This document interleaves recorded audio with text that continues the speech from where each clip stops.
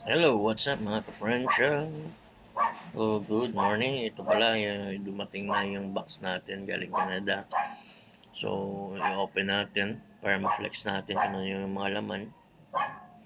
So, ano natin yan, first week of April natin i-arrival yan sa shop. Medyo ano tayo ngayon kasi sa March, yung mga tao is busy dahil sa long weekend.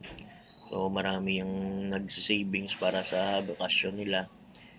So, I decided na lang kaya first week of April lang tayo mag-arrival. So, yan.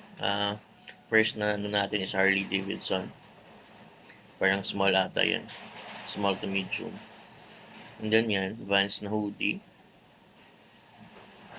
Tapos, Reebok na clothing. Tapos, Harley Davidson na sweatshirt. And then, Diamond Supply. So, yan, naka-reserve po yan.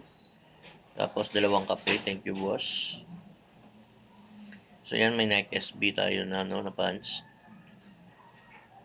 And then, Nike, pang babae, na parang Gunbreaker yan, Lebron Soldier, Air Force One, 9.5. Tapos, yan, may Chemical Romance na t-shirt. Then, Sando na Carhartt, yan. Tapos may mga caps tayo, RBCA, yan.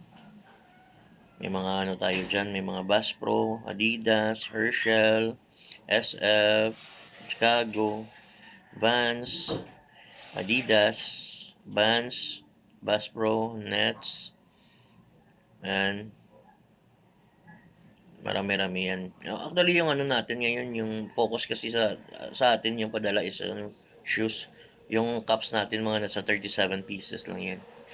Yung cups natin. Yan, may Manef, Bass Pro. Yan, Auto, tsaka Vans. Yan. So, yun lahat ng mga cups natin. Meron pa tayong bubuksan na box. So, see you on April, first week. Thank you.